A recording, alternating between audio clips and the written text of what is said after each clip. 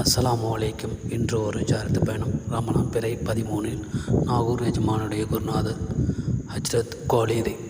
இறையோனின் காதலில் திளைத்தீர் இர்ஃபானின் பானம் எமக்கருள்வீர்.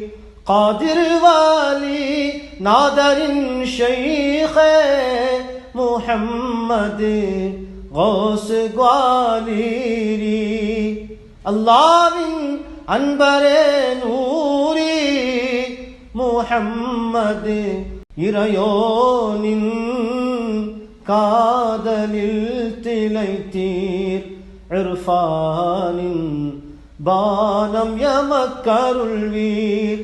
காதிர் வாலி நாதரின் ஷைഖே முஹம்மது கௌஸ் குவாலிரி.